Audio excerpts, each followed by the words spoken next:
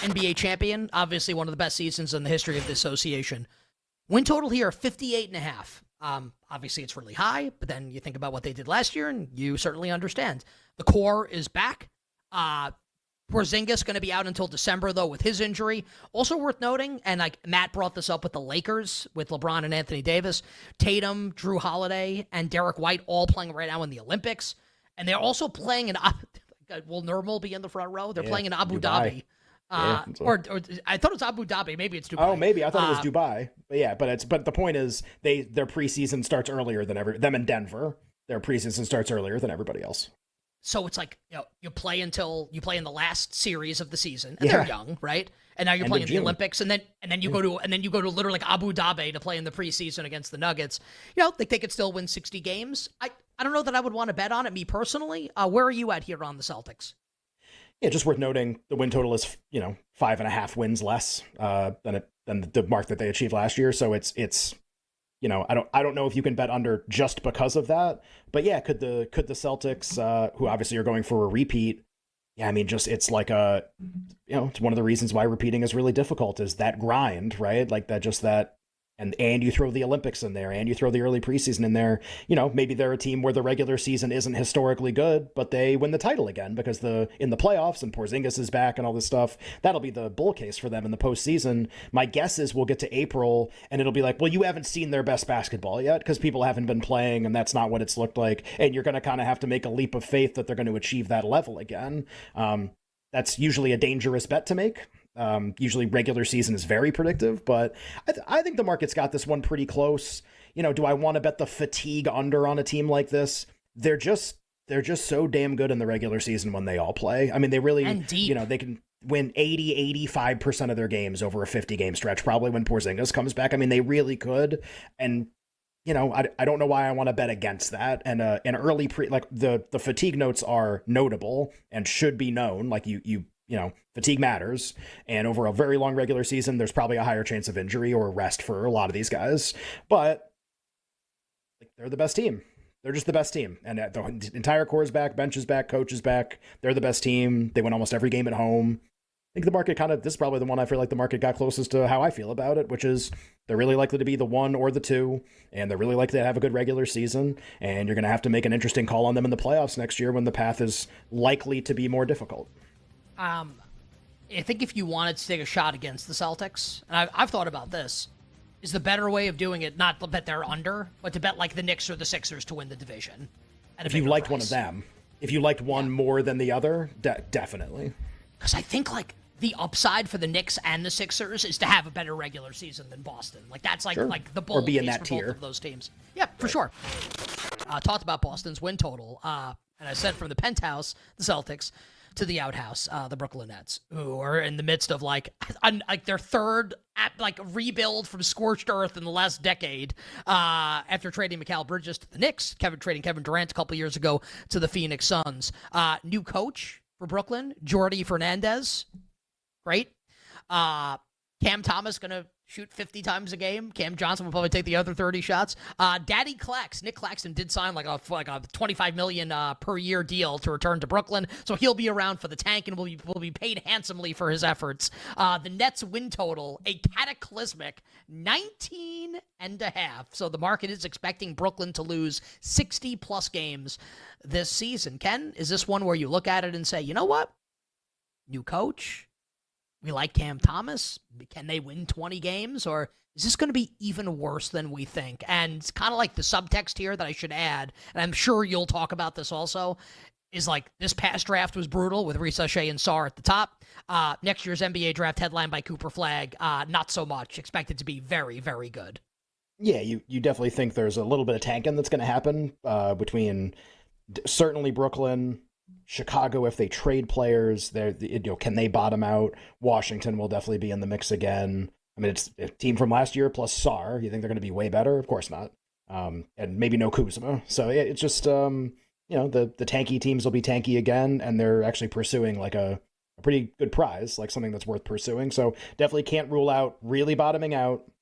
I just, the market expect like a win total that starts with 1 is a pretty brutal indictment of what the season's going to be. So I don't think this is just like, oh, well, you bet the under because they're going to tank. 19.5 is a tank number. Like, it's not, the 19.5 isn't a bad team number, it's a tank number. And we see this all the time. This is close to how Washington was rated last year.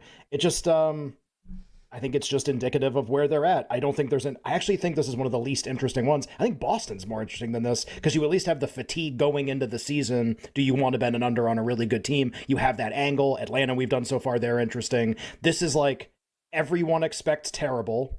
You should also expect terrible. Market is terrible. Great. It's all in line. Like, it's nothing going on here. Do the high usage player thing from before. All right. How many games can a team win when the high usage player is Cam Thomas? What else would you like to say? You know, and like maybe Fernandez is a great coach. Like, to me, he's like shepherding the tank. And then he'll be replaced by like a high-level coach when it's ready to win again, probably. Steve Nash. And maybe he'll get another job. Who knows? Good. By then, maybe. Anything's possible in the NBA at this point. Not as much to talk about here. Yeah, it's just they're gonna be really bad. I don't know, for some reason when you said like Cam Thomas is the A-level player, not every single time, but when I think about Cam Thomas, I think of that eyes bleed St. Bonaventure LSU first round game from the tournament a couple years ago where we bet the Bonnies and they just went like LSU -2. They went by like 27. It was pretty bad. Like, St. Bonaventure Cam Thomas like doesn't have 13 minutes. He doesn't have to be the A-level player. Like, the point is they don't have one. That's you could say, well, it's Cam Johnson. Okay, well, does that change your answer to the question? You want Daddy Ben Clax Simmons to become an offensive superpower? You want Ben Simmons to play? I don't see a lot here. I guess market expects the worst possible season. You would try to find reasons to play an over if that was the case. If you were going to bet it, I mean, I guess it's like Simmons plays and Cam Johnson, and Claxton gets you to 23, 24, but they don't want that to happen. The last 20 games of the season, none of those guys should play the last 20 games of the season. Like, it should be like an out loud tank. It should trade Cam Thomas at the deadline. Sure. But like, the point is like, the players will always be competitive, but you can totally tank by just choosing to sit them out with mysterious injuries and not play them. You could put your finger on the scale in the NBA. Teams do it all the time. So it's not, whenever we talk about tanking, and this is like kind of with the NFL, it's like, oh, are they trying to lose? It's like, the players are never trying to lose, but you can just tell the good players they're not playing, and then you will lose. That's how it's supposed to go. So I would expect the Nets to be in the market to do that. They'd be foolish not to do that. Maybe things go a little sideways this year for the Miami Heat, like an organization obviously known, even if like they finish 8th or 7th or 1st in the conference, like a lot of organizational stability over the years. So we'll talk about Miami's win total in a moment, but want to mention our last segment for the day is this one on Stadium. So if you're watching on Stadium, head on over to YouTube, Twitch, the Odyssey app, radio stations nationwide to catch the Power Hour, final hour of the show. More NBA win totals in the Eastern Conference, list trivia, Jason Sobel with bets for the Open Championship, and then all our bets for tonight and our bets for the Open Championship. But for now, Miami can win total of 44.5 with Butler. Bam Adebayo just got extended, and to me that felt like Miami saying, this is our guy we're building around, actually, is Bam Adebayo. A couple intriguing young players, Jaime Jaquez, obviously Tyler Hero, and then Kal-El Ware, who, like we joked, is like the Superman's cousin, Kal-El, who's been awesome in Summer League, just like another probable great draft pick in the mid first round by the Miami Heat. 44.5 the win total for the Heat.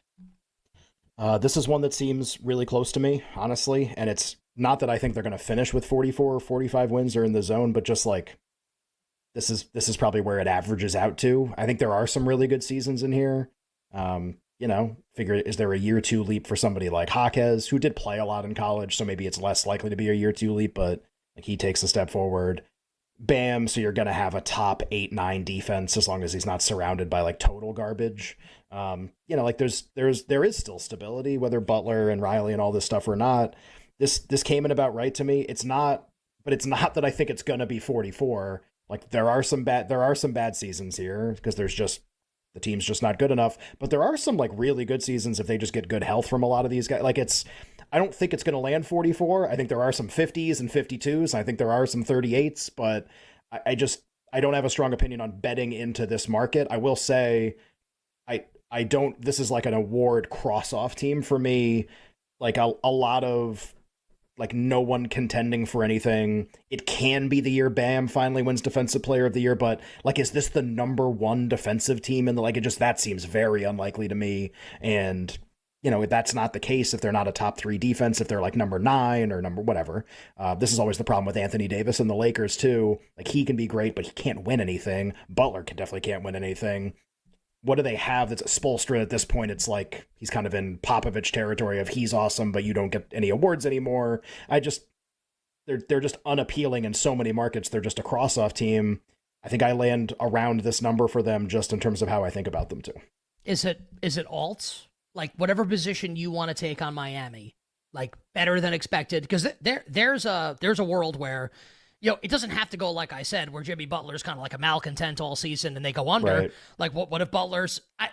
Like, we've seen Butler do this before. I remember Minnesota, he'd go into practice with the express goal of like embarrassing his teammates. Right. Where maybe he's like, you know what, I'm gonna stick it to Pat Riley and like screw this team. I'm gonna be awesome. And I'm going to get paid again next offseason, and I'm going to sign somewhere else where maybe you think they're going to win 52 games, like Ken said. Do you think that's kind of the way you'd want to play them in all? It's kind of like an NFL team, right? Where we talk about some teams that are going to finish right around their number. But the really interesting ones in the win total market are you could make a case for them to go way under or way over. Kind of feels like that with the Miami Heat. So maybe like an alt would be a way to play this. Over 50 wins, maybe like under 40. Depending on how you think Miami's going to perform this season.